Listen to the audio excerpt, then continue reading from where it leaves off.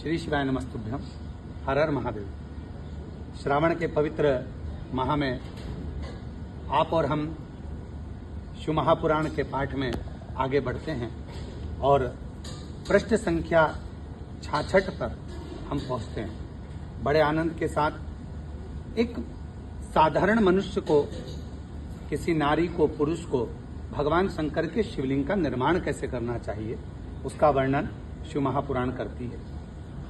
हे ब्राह्मणों, शुद्ध स्थान से निकाली हुई मिट्टी को यत्नपूर्वक लाकर बड़ी सावधानी के साथ शिवलिंग का निर्माण करें।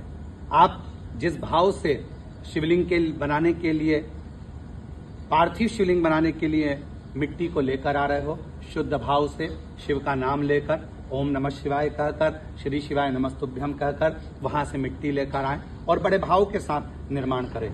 ब्राह्मण के लिए श्वेत, क्षत्रिय के लिए लाल, वैश्य के लिए पीली और शूद्र के लिए काली मिट्टी से शिवलिंग बनाने का विधान है, अथवा जहां जो मिट्टी मिल जाए उसी से शिवलिंग बनाए।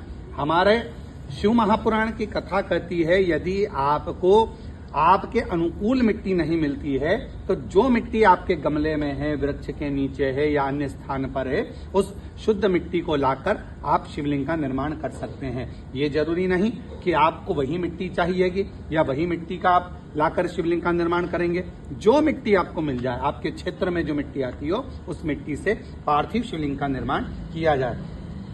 शिवलिंग बनाने के लिए प्रयत्न पूर्वक मिट्टी का संग्रह करके उसे शुभ मृतिकाओं को अत्यंत शुद्ध स्थान में रखें। जो मिट्टी लेकर आए हैं उसको शुद्ध स्थान पर रखें और फिर उसकी शुद्धि करके, अर्थात उसको गंगा जल छींटकर, जो पवित्र नदी का जल हो आपके पास में वो छींटकर, नहीं हो तो अपने पास जो जल रखा हो वही छींटकर जल से मानकर पिंडी बना लें और वेदोक्त मार्ग से धीरे धीरे सुंदर पार्थिव शिवलिंग की रचना करें। अर्थात जैसा हमारे यहाँ हमारे शास्त्रों में पार्थिव शिवलिंग का निर्माण का वर्णन किया गया है, वैसे ही पहले जलाधारी बनाकर फिर उसके ऊपर शिवलिंग का निर्माण बड़े भाव से करें और बड़ा सुंदर शिवलिंग का निर्माण करें। तत्पश्चात भोग और मोक्ष रूपी फल की प्राप्ति के लिए भक्ति पूर्वक उस पूजन को करें। अर्थात पार्थिव लिंग का पूजन, हमारे यहाँ पर ऐसी कोई कामना नहीं जिसको हम पार्थिव लिंग पूजन से प्राप्त नहीं कर सकते।